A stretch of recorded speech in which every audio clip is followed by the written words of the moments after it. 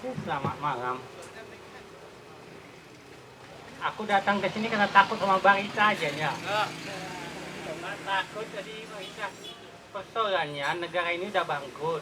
Kalau perusahaan ini, kalau suatu perusahaan udah pari itu kan, persoalannya rejim ini dikendalikan oleh mafia Cina. Ini kan punya tanah ini mafia Cina kan. Dan LSM ini pun bagian dari mafia Cinanya. Pura-pura ibu dikasih uang kecil, uang besar ya kan. Dan kita tahu hari berapa kasus Sinarmas diam ya kan, berapa diam ya kan. Pertama gugat tiba-tiba membela Sinarmas kan, beberapa kasus. Udah tahu sama tahu lah, masyarakat adat siapa yang membangun untuk kepentingan politik siapa udah tahunya. Kan dulu kan Bondan ikut di situ kan. Jadinya persoalannya negara ini dikuasai oleh mafia tanah. Kita harus tahu 75% tanah dikuasai oleh pengusaha Cina yang dekat sama istana. Dan pemerintah kita ini bonekanya mafia Cina ya kan. Para pemimpin ini kan apa? Budak-budaknya. Kena lama dijajah pemerintah Belanda jadi budaknya. Dikasih kedudukan, dikasih kursi emas, mengabdi pada Tuhannya. Pejabat di Indonesia ini kan semua mengabdi pada tuannya kan, yaitu pengusaha saja. Jadi anjing kampung kan, lumayan jadi anjing elder kan. Pengusaha ini kan pemerintah pejabat ini kan pemerintah anjing kampung ya, bukan anjing elder kan. Kalau anjing elder berani dia kan, ini anjing kampung. Moralnya udah rusak, karena moral di Indonesia etikanya udah rusak dari negara udah rusak. Para pemimpin negara, perusahaan, lembaga-lembaga pendidikan, LSM, semua lembaga udah merusak moral dan etikanya. Nggak ada pejabat di Indonesia lagi punya moral dan etika, nggak beradab lagi. Karena pemimpinnya dajjal, semua jadi dajjal kan. Karena yang memimpin suatu negara kok dajjal, pemerintah sampai bawahnya dajjal. Jadi kalau negara ini kata Dimas harus dihancurkan, revolusi, dibunuh, dibangun lagi kata Dimas. Karena guruku tadi Dimas, tadi bagus. Yang paham masalah ini sebenarnya kuliah sampai bicara akar masalah cuma Barita, yang lainnya belum paham. Tadi itu ya kan, ya. Tadi ini moderator itu tugasnya memoderasi, bukan menyimpulkan, bukan memberikan pendapat. Saya lihat di sini moderator jadi pembicara tambahan. Kalau jadi pembicara tambahan lebih bagus Dimas saja moderator. Kan moderator itu kan menjaga lalu lintas pembicaraan, bukan menyimpulkan pembicaraan, bukan bertanya. Tugas moderator bukan bertanya, dia menjaga lalu lintas pertanyaannya. Menjaga lalu lintas pertanyaan. Jadi polisi lalu lintas kan, bukan polisi lalu lintas menangkap orang menerima duit, bukan gitu kan. Polisi lalu lintas sebenarnya bukan bertanya, bukan menyimpulkan pembicaraan. Simpulan nanti kan bisa disimpulkan Dimas saja. Karena Dimas ini pintar, dia cerdas dia. Doa kayak gini. Oke, terima kasih.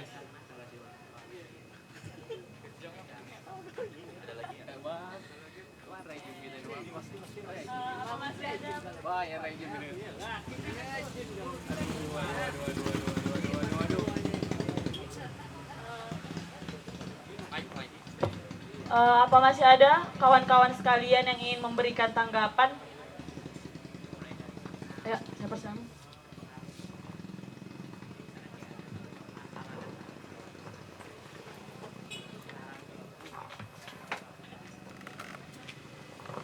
Terima kasih, selamat malam Kak. Selamat malam semua, abang-abang, kawan-kawan, kakak-kakak. Nama saya Bram Sembiring. Jadi sedikit sebelum saya bertanya, awal mula saya tertarik dengan food estate ini adalah pernyataan dari Pak Prabowo yang cukup politis. Untuk apa real estate? Emang kita bisa makan pakai semen-semen? Kan kita butuh pertanian gitu. Itulah, saya nggak tahu rincinya. Jadi teringat juga saya pernah membaca buku Membunuh Indonesia. Jadi di dalam itu sebenarnya soal konspirasi, bukan konspirasi aja sih, tapi mengulas tentang gimana riwayat tembakau. Jadi dan dari tembakau itu juga merembet ke beberapa komunitas lain yang hancur karena banyak propaganda di luar. Jadi banyak pengaruh eksternal yang mempengaruhi komoditas kita di pasar dunia gitu. Jadi dengan kalimat food estate ini, apakah ini dan dia headline-nya adalah ketahanan pangan, itu saya semacam tertarik. Oh keren, Indonesia bakal bisa mandiri, Indonesia bakal bisa kembali lagi ke ke jati dirinya negara agraris gitu. Kemudian jadi yang saya dengar hari ini adalah ketika dari yang pertama, bicara pertama yang dari masyarakat adat, ya yang kedua dari perspektif lingkungan, dan abang ini berbicara tentang pandangan umum lah dari masyarakat begitu ya. Apakah memang food estate ini memang tidak bisa dikerjakan? Apakah memang food estate ini tidak berdampak baik sama sekali? Atau memang permasalahannya hanya di pelaksanaan? Sebab kayak misalnya skeptis pertama yang saya ingat dari abang yang di tengah bilang, kita nggak perlu makan, kita bisa makan tanpa bawang. Dan soal bawang, saya pernah mendengar sejarah bahwa Toba penghasil bawang terbaik di Indonesia.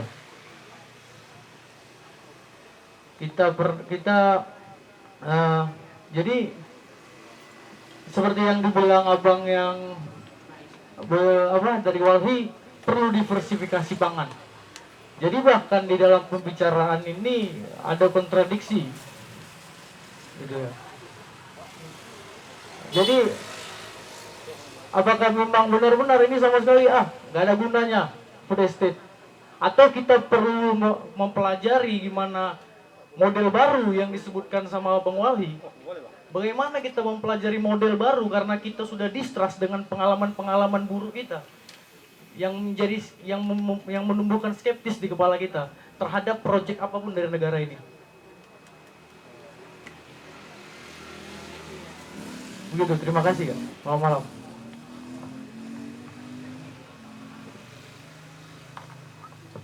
Oke, terima kasih kepada Bung Bram atas pertanyaannya.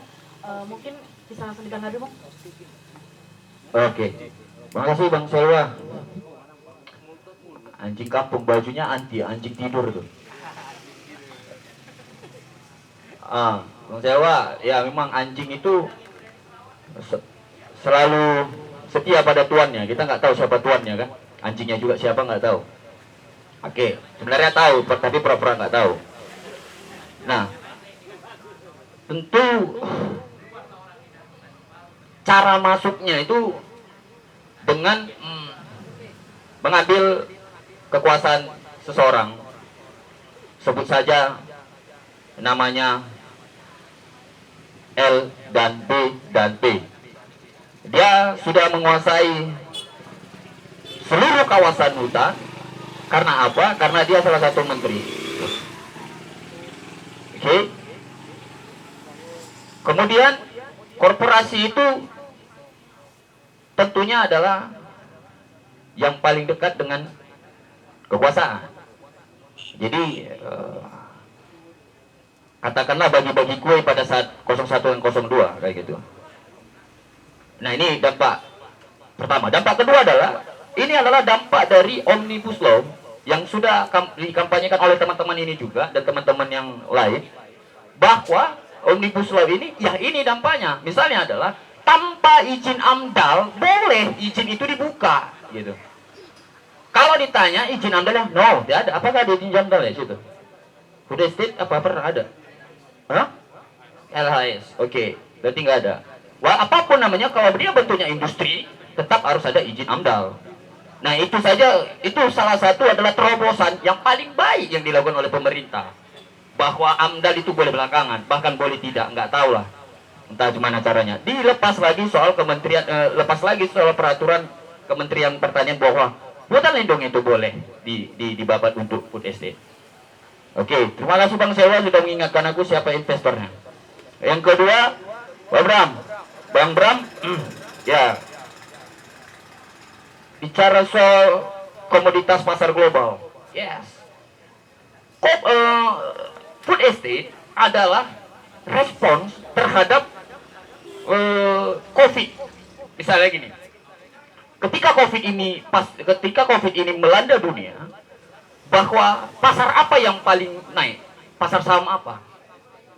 Pangan dan farmasi. That's point. Jadi ini dan cepat prosesnya. Hanya dalam waktu 3 bulan 1000 hektar sudah dibuka. Come on, 3 bulan itu 1000 hektar. 215 hektar itu adalah percobaannya. Oke? Berarti ada niat para investor bahwasanya gini. Saat COVID terjadi, negara-negara memikirkan pangannya masing-masing. Tapi tak ada tanah, coy. Tanah siapa yang ada? Gimana kalau tanah Amang Wuru sana kita pakai? Bibitnya dari mana? Bisa kita usahakan dari sana. Atau ada bibit dari sana? Biar kami beli. Untuk siapa itu kalau nanti panen? I don't know. Oke? Nah, pentingnya korporasi itu tadi cari apa? Modal.